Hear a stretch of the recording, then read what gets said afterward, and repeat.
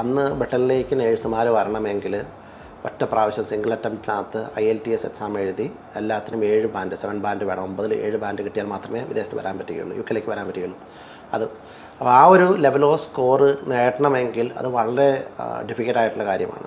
അപ്പം ഏറ്റവും കൂടുതൽ നേഴ്സുമാർ ആ ഒരു സ്കോർ നേടാൻ വേണ്ടിയിട്ടാണ് ഏറ്റവും കൂടുതൽ സ്ട്രഗിൾ ചെയ്തുകൊണ്ടിരുന്നത്. പക്ഷേ അതേ സമയത്ത് നമ്മളുടെ കൺമുന്നിൽ നമ്മൾ കാണുന്നത് പോളണ്ടിൽ നിന്നും സ്പെയിനിൽ നിന്നും ഇറ്റലിയിൽ നിന്നുമൊക്കെ ബ്രിട്ടനിലേക്ക് നേഴ്സുമാർ വരുന്നു. അവർക്ക് ഒരു വേർഡ് പോലും പറയാൻ അറിയില്ല. അതിൻ്റെ ഏറ്റവും വലിയ എക്സാമ്പിൾ പറഞ്ഞാൽ പാരസെറ്റാമോൾ എന്ന് പറയുന്നത് ഇവിടെ നമ്മുടെ നാട്ടിൽ എല്ലാവർക്കും അറിയാവുന്ന ടാബ്ലറ്റാണ്. നമ്മൾ പാരസെറ്റാമോൾ എന്താണെന്ന് പറഞ്ഞാൽ അവർക്കറിയില്ല. കാരണം അവർ പാരസെറ്റാമോൾ എന്ന് പറയുന്നത് ഒരു ഇംഗ്ലീഷ് വേർഡാണ്. അവരുടെ രാജ്യത്ത് അവരുടെ ഭാഷയിലാണ് പഠിക്കുന്നത്. അപ്പോൾ അവർക്ക് 1% പോലും ഒട്ടും തന്നെ ലാംഗ്വേജ് അറിയില്ല. പക്ഷേ അവർ വന്നിട്ട് നേഴ്സായിട്ട് വർക്ക് ചെയ്യുന്നു.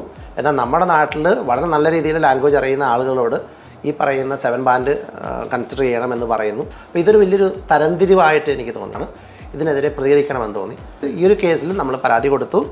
അവരാദ്യം അവർ ഡിസ്ക്രിമിനേഷൻ അല്ല എന്ന് പറഞ്ഞു. അതിനുശേഷം സംഭവിച്ചത് നമ്മൾ ഇതൊരു പെറ്റീഷനായിട്ട് സ്റ്റാർട്ട് ചെയ്തു. അങ്ങനെയാണ് ഈ ഒരു പെറ്റീഷനിലേക്ക് വരുന്നത്. കാരണം നമ്മൾ പബ്ലിക്കിനകത്ത് ഒരു കോമൺ ആയിട്ട് ഒരു ഇൻട്രസ്റ്റ് വന്നാൽ മാത്രമേ ഇതിനകത്തൊരു മാറ്റം ഉണ്ടാവുള്ളൂ എന്ന് എനിക്ക് മനസ്സിലായി. അപ്പോൾ ആ ജനങ്ങളുടെ ഒപ്പീനിയൻ കിട്ടണമെങ്കിൽ നമുക്ക് വേണ്ട എന്താണ്, ഒരു പബ്ലിക് പ്ലാറ്റ്ഫോം വേണം. അങ്ങനെയാണ് ചേഞ്ച് എന്ന് പറയുന്ന പ്ലാറ്റ്ഫോമിൽ കൂടി നമ്മൾ പെറ്റീഷൻ 2014 ആദ്യത്തെ പെറ്റീഷൻ സ്റ്റാർട്ട് ചെയ്യുന്നത്. പിന്നെ അത് മാർക്കിൻ്റെ അത് കുറച്ച് കിട്ടുന്ന രീതിയിലേക്ക് എത്തി. ഈ ഒരു പെറ്റീഷൻ റിജക്റ്റ് ചെയ്യുകയാണ് ചെയ്തത്. അവർ റിജക്റ്റ് ചെയ്തിട്ട് അവർ പറഞ്ഞൊരു കാര്യം ഇതാണ്, ഞാൻ നേരത്തെ പറഞ്ഞത്, ഇതൊരു ഡിസ്ക്രിമിനേഷൻ അല്ല, ഇത് യൂറോപ്യൻ ലോയുടെ ഭാഗമാണ്. പക്ഷേ 2015 ജൂൺ തൊട്ട് യൂറോപ്പിൽ നിന്ന് വരുന്നവർക്കും ഞങ്ങളൊരു ലാംഗ്വേജ് റിക്വയർമെൻറ്റ് കൊണ്ടുവരാം, അല്ലെങ്കിൽ കൊണ്ടുവരാൻ പോവുകയാണ് എന്ന് പറഞ്ഞു. 2015 ജൂൺ ആയപ്പോഴത്തേക്കും യൂറോപ്പിൽ നിന്ന് വരുന്നവർക്കും ലാംഗ്വേജ് വേണം എന്നല്ലെങ്കിൽ ഈ പറയുന്ന ഇംഗ്ലീഷ് ലാംഗ്വേജ് എന്ന് പറയുന്നൊരു ക്രൈറ്റീരിയ കൊണ്ടുവന്നു. അപ്പോൾ ഈ ഒരു ക്രൈറ്റീരിയ കൊണ്ടുവന്നു കഴിഞ്ഞപ്പോൾ സംഭവിച്ചത് UK അല്ലെങ്കിൽ യൂറോപ്പിൽ നിന്ന് UK ഒരു വർഷം ആവറേജ് ഒരു 10,000 പേര് നഴ്സിംഗ് ജോലിക്ക് വേണ്ടി വരുന്നുണ്ടായിരുന്നു. ഇറ്റലിയിൽ നിന്നും സ്പെയിനിൽ നിന്നുമൊക്കെ ആയിട്ട് ഏറ്റവും കൂടുതൽ പോളണ്ടിൽ നിന്നാണ് വന്നുകൊണ്ടിരുന്നത്. ആ ഒരു നമ്പേഴ്സ് ഭയങ്കരമായിട്ട് കുറഞ്ഞു. അങ്ങനെ വന്നപ്പോൾ അതൊരു നഴ്സിംഗ് ഷോർട്ടേജ് എന്ന് പറയുന്ന സിറ്റുവേഷനിലേക്ക് വരുന്ന സമയത്ത് ആണ് ഞാൻ എൻ്റെ ഈ പെറ്റീഷൻ ലൈവിലുണ്ടായിരുന്നു. അപ്പോൾ ഒരു എന്താ പറയുക, ഒരു കോൺഫറൻസിൻ്റെ അകത്ത്, നഴ്സിംഗ് കൗൺസിലിൻ്റെ ഒരു കോൺഫറൻസിനകത്ത് ഒരു മീഡിയ പ്രവർത്തകൻ ചോദിക്കുകയാണ്, നിങ്ങൾ പറയുന്നു ഇവിടെ നഴ്സുമാർ വരുന്നില്ല എന്ന് പറയുന്നത്, നഴ്സുമാരുടെ ഷോർട്ടേജ് ഉണ്ട് എന്ന് പറയുന്നു. ഈ നഴ്സുമാരുടെ ഷോർട്ടേജ് വരാനുള്ള കാരണം നിങ്ങളുടെ കുഴപ്പമാണോ, അല്ലെങ്കിൽ നിങ്ങളുടെ ക്രൈറ്റീരിയകൾ വെച്ചിരിക്കുന്ന നേഴ്സാകേണ്ട ക്രൈറ്റീരിയ വെച്ചതിൻ്റെ കുഴപ്പമാണോ, ഇനി അതല്ല മറ്റെന്തെങ്കിലും കുഴപ്പമാണോ എന്ന് ചോദിക്കും.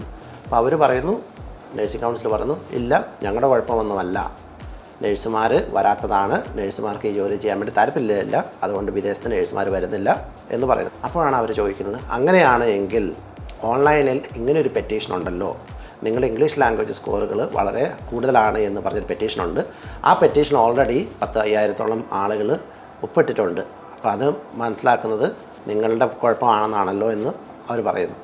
അത് പിറ്റേ ദിവസം നാഷണൽ മീഡിയയിൽ, എല്ലാ മീഡിയയിലും വലിയൊരു വാർത്തയായിട്ട് വരുന്നു. ഇത് വന്നപ്പോഴത്തോടുകൂടി പെട്ടെന്ന് ഈ ഒരു പെറ്റീഷൻ വൈറലാകുന്നു. കാരണം ബ്രിട്ടനിലെ ടെലിഗ്രാഫ് അടക്കമുള്ള എല്ലാ മീഡിയയിലും അതൊന്നൊരു വലിയ വാർത്തയായിട്ട് വന്നു 2016.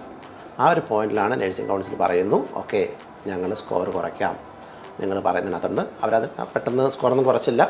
അവർ പറഞ്ഞ് ഞങ്ങൾ കൺസൾട്ടേഷൻ നടത്തണമെന്ന് പറഞ്ഞു. അപ്പോൾ അതിനെക്കുറിച്ച് അവരൊരു സർവേയും കൺസൾട്ടേഷനും പഠനമൊക്കെ നടത്തി. പെറ്റീഷനിലെ റിക്വയർമെൻറ്റ് ഇത് മാത്രമായിരുന്നു ഈ മാർക്ക് കുറച്ച്? ഞാൻ 5 റിക്വയർമെൻറ്റുകളാണ് അന്ന് പറഞ്ഞിട്ടുണ്ടായിരുന്നത്. ഒന്നാമത്തെ റിക്വയർമെൻറ്റ് എന്ന് പറയുന്നത് IELTS സ്കോർ ഇൻഡിവിജ്വൽ 7-ൽ നിന്ന് കുറച്ച് എല്ലാത്തിനും 6.5 ആക്കണം എന്നതായിരുന്നു. അതേപോലെ ഓവറോൾ സ്കോർ 7 കൊണ്ടുവരണം. ഇൻഡിവിജ്വലായിട്ട് ഓരോ 4 മൊഡ്യൂളാണ്, അതിന് ഓരോത്തിൻ്റെയും കുറയ്ക്കണം. അക്കാഡമിക്കിൻ്റെ ആവശ്യകതയില്ല, ജനറൽ IELTS ആയാലും മതി, അത് ജനറലായിട്ട് കൺവേർട്ട് ചെയ്യണമെന്നാണ് രണ്ടാമത്തെ ആവശ്യകത. അപ്പോൾ മൂന്നാമത്തെ പോയിൻ്റ് എന്ന് പറയുന്നത്, നിങ്ങൾ ബ്രിട്ടനിൽ വന്ന് പഠിച്ചവർ, മാസ്റ്റേഴ്സോ അല്ലെങ്കിൽ ഡിഗ്രിയോ പഠിച്ചവരാണ് എങ്കിൽ അവരെ ഈ പറയുന്ന റിക്വയർമെൻറ്റിൽ നിന്ന് ഒഴിവാക്കണം. നാലാമത്തെ ക്രൈറ്റീരിയ, നമ്മളൊരു 3 വർഷമോ 4 വർഷമോ ഒക്കെ ആയിട്ട് നമ്മൾ വർക്ക് ചെയ്യുന്നവരാണ്, ഈ ഒരു UK വന്ന് ബ്രിട്ടനിൽ വന്ന് വർക്ക് ചെയ്യുന്നവരാണ്, പ്രത്യേകിച്ച് ഹെൽത്ത് കെയർ സെക്ടറിൽ വർക്ക് ചെയ്യുന്നവരാണ് എങ്കിൽ അവരെയും നിങ്ങൾ ഒഴിവാക്കണം. അപ്പോൾ അതായിരുന്നു എൻ്റെ നാലാമത്തെ ആവശ്യം. പിന്നെ വേറെ ഒരു റീസണും വേറെ ഒരു കാര്യം കൂടി, അങ്ങനെ 5 ആവശ്യങ്ങളാണ് നമ്മൾ പറഞ്ഞത്. ഈ ആവശ്യങ്ങൾ അവർ കൺസിഡർ ചെയ്യാമെന്ന് പറഞ്ഞു. 2017 ആയപ്പോഴത്തേക്കും ഇവർ റിപ്പോർട്ടിലാണ് ഇവർ പറയുന്നു IELTS സ്കോർ കുറയ്ക്കാം എന്ന് അവർ എന്നോട്, ഞാനൊരു മീറ്റിങ്ങിന് പോയപ്പോൾ എന്നോട് പറഞ്ഞു. പക്ഷേ ഞങ്ങൾക്ക് ഇത്തിരി സമയം വേണം, 6 മാസം എടുക്കും, അതിൻ്റെ നിയമമാറ്റങ്ങളും കാര്യങ്ങളൊക്കെ വരുത്തണമെന്ന് പറയുന്നു. പക്ഷേ 1 മാസം കഴിഞ്ഞപ്പോഴത്തേക്കും ആ ഒരു സ്കോർ കുറയ്ക്കുന്ന അതിനെക്കുറിച്ച് ഒരു കൺസൾട്ടേഷൻ നടത്തണമായിരുന്നു. അതിനകത്ത് വലിയൊരു അതിനകത്തൊരു വലിയ ഓപ്പോസിഷൻ വരുന്നു വെച്ചാൽ അവർ അതിന് ഒരു പേഷ്യൻ്റ് സേഫ്റ്റി ഗ്രൂപ്പ് എന്ന് പറയുന്നൊരു ഗ്രൂപ്പ് കൊണ്ടുപോയി അതിന് സ്റ്റേ കൊടുക്കുന്നു. അവർ പറയുന്ന ഇതാണ്, നിങ്ങൾ സ്കോർ കുറച്ചിട്ടുണ്ടെങ്കിൽ അത് പേഷ്യൻസിൻ്റെ സേഫ്റ്റിയെ ബാധിക്കും, ഇംഗ്ലീഷ് അറിയാത്തവരുടെ സേഫ്റ്റിയെ ബാധിക്കും എന്ന് പറഞ്ഞ് അതൊരു വലിയൊരു പരാതിയായിട്ട് വരുന്നു. അവർ സ്റ്റേ കൊടുക്കുന്നു. അപ്പോൾ ആ ഒരു സമയത്ത് എന്താണ് ആൾട്ടർനേറ്റീവ് ആയിട്ടുള്ള ഓപ്ഷൻ? കാരണം അന്ന് വേറെ പ്രശ്നം കൂടി ഉണ്ടായിരുന്നു. ആ ഒരു സമയത്ത് നമ്മൾ ഈ ഒരു ക്യാമ്പയിൻ്റെ ഭാഗമായിട്ട് ബ്രിട്ടനിൽ വർക്ക് ചെയ്യുന്ന ഇംഗ്ലീഷുകാരായിട്ടുള്ള പല നേഴ്സുമാരോടും അതുപോലെ ഹോസ്പിറ്റലുകളിലൊക്കെ സീനിയർ മാനേജ്മെൻറ്റ് റോളിലുള്ള പല ആളുകളോടും IELTS എഴുതാൻ പറഞ്ഞു. കാരണം അവരെ സംബന്ധിച്ച് 20-30 വർഷം ആയിട്ട് നേഴ്സിംഗ് എക്സ്പീരിയൻസ് ഉള്ള വളരെ സീനിയർ മാനേജ്മെൻ്റ് ആയിട്ടുള്ള പൊസിഷനിലുള്ള ആളുകൾ ഒരു ഹോസ്പിറ്റൽ ഡയറക്ടറൊക്കെ പോയിട്ട് IELTS എഴുതിയിട്ട് സിക്സ് ബാൻഡ് മേടിച്ചുകൊണ്ട് വരുന്നു. അവിടെ സ്റ്റാഫ് നേഴ്സായിട്ട് വർക്ക് ചെയ്യാൻ വേണ്ടി ഇന്ത്യയിൽ നിന്ന് വരുന്ന അല്ലെങ്കിൽ വിദേശത്ത് നിന്ന് വരുന്നവരോട് 7 ബാൻഡ് മേടിക്കാൻ പറയുന്നു. അപ്പോൾ അവർക്ക് സിക്സ് ബാൻഡേ കിട്ടുന്നുള്ളൂ. അപ്പോൾ നമ്മൾ 7 ബാൻഡ് കൊടുക്കും. അത് അവർ തന്നെ പ്രൂവ് ചെയ്തു. ഈ പറയുന്ന ക്രൈറ്റീരിയ എന്ന് പറയുന്നത് ടു മച്ച് ആണ് എന്ന് അവർ പ്രൂവ് ചെയ്തു. അപ്പം അങ്ങനെയാണ് അവർ സ്കോർ കുറയ്ക്കാമെന്ന് എഗ്രി ചെയ്തത്. പക്ഷേ ഈ ഒരു സ്റ്റേ വന്നപ്പോൾ അവർക്കത് കുറയ്ക്കാനുള്ളൊരു ഓപ്ഷൻ ഇല്ലാതായി.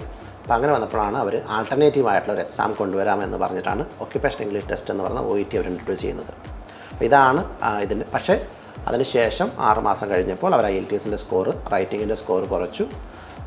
അതാണ് നമ്മുടെ ഈ ഒരു ഇൻഡസ്ട്രിയിൽ വന്ന ഏറ്റവും വലിയ മാറ്റം എന്ന് പറയുന്നത്. ഇനി ഈ പെറ്റീഷൻ ആദ്യഘട്ടത്തിൽ ഒരു കാര്യം കൂടി ചെയ്തിരുന്നു. നേരത്തെ ഞാൻ പറഞ്ഞ IELTSന് ഒറ്റ പ്രാവശ്യം എഴുതുമ്പോൾ നമ്മൾ പാസ്സാകണമെന്നായിരുന്നു. അതിനവരൊരു വലിയ മാറ്റം കൊണ്ടുവന്നു. ഒരു പ്രാവശ്യം എഴുതിയിട്ട് ഈ സ്കോർ കിട്ടാനുള്ള 2 പ്രാവശ്യം എഴുതി കിട്ടിയാലും മതി. വെച്ചാൽ 2 എക്സാമെന്ന് നമ്മൾ ഇരുന്ന് കഴിഞ്ഞാൽ ആ എക്സാമിന് കിട്ടുന്ന സ്കോറുകൾ ക്ലബ്ബ് ചെയ്ത് ചെയ്യാമെന്നുള്ളൊരു ഓപ്ഷൻ ഉണ്ട്. അപ്പോൾ അങ്ങനെ ഒരു ഓപ്ഷൻ വന്നതോടുകൂടി, അത് 2016 ലാസ്റ്റാണ് അവർ ഇൻട്രൊഡ്യൂസ് ചെയ്തത്. അത് ഇൻട്രൊഡ്യൂസ് ചെയ്തതോടുകൂടി ഒത്തിരി ആളുകൾക്ക് UK വരാനുള്ള അവസരം ഉണ്ടായി.